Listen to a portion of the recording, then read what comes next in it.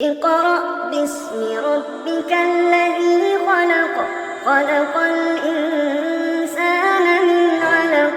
Vote দেওয়াও কি আল্লাহর দিন কায়েম করার মধ্যে পড়ে? ভোট কাদেরকে দেব? আল্লাহ রাব্বুল আলামিন কোরআনে মজিদে বারবার বলেছে যে আমি আমার জমিনে সালেহ লোকদের নেতৃত্ব প্রতিষ্ঠার জন্য নবীদেরকে দায়িত্ব দিয়েছি। তারা সালেহ লোকদের, সালেহ কারা? সালেহ হচ্ছে সেই সমস্ত লোক যারা যাবতীয় অন্যায় কাজ, অপরাধমূলক কাজ এবং কুসংস্কার এবং আল্লাহ অসন্তুষ্ট হন সেই সব কাজ পরিহার করবে এবং আল্লাহকে সন্তুষ্ট করার জন্য তার হুকুম বিধান সমাজে জারি করবে, রাষ্ট্রে জারি করবে। এই কাজ যারা করবে তাদেরকে আল্লাহ তাআলা সালেহ বলেছেন। তাদেরকে ক্ষমতাপ্রাপ্ত সমাজে করার জন্য আল্লাহ তাআলা নির্দেশ দিয়েছেন। নবীগণকে এই একই দায়িত্ব দিয়েছেন। এরপরে নবীগণের উম্মতগণ এই দায়িত্ব পালন করবেন উত্তরাধিকারী হিসাবে। এই দায়িত্ব আল্লাহ তাআলা দিয়েছেন। সেই জন্য বাংলাদেশে কারা আল্লাহর দিন কায়েম করতে চায়, ইসলামের বিধান প্রতিষ্ঠা করতে চায়, ইসলামী সমাজ কায়েম করতে চায়। ইসলামী সমাজ মানে হচ্ছে ন্যায় ও ইনসাফের সমাজ।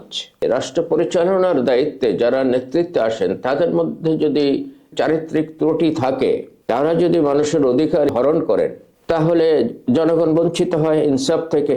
অথচ আল্লাহ তাআলা কোরআনে মজিদে নির্দেশ দিয়েছেন, ইন্নাল্লাহা ইয়া'মুরু বিল আদলি ওয়াল ইহসান।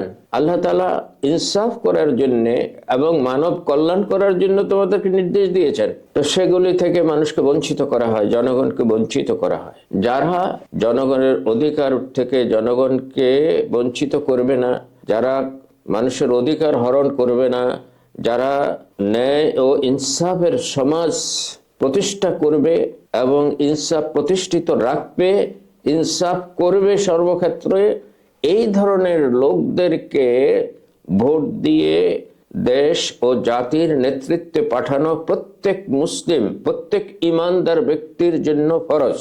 যিনি এই কাজ থেকে বিরত থাকবেন, ইমানদার ব্যক্তিদেরকে, স্বচ্ছ ইমানদার ন্যায়কার ব্যক্তিদেরকে যারা নির্বাচিত করবেন না, তারা গুনাহগার হবেন এবং এমন গুনাহগার হবেন যেটা মানুষের অধিকার হরণের গুনাহ, যেখান থেকে রেহাই পাওয়ার কোনো সুযোগ নাই পরকালে।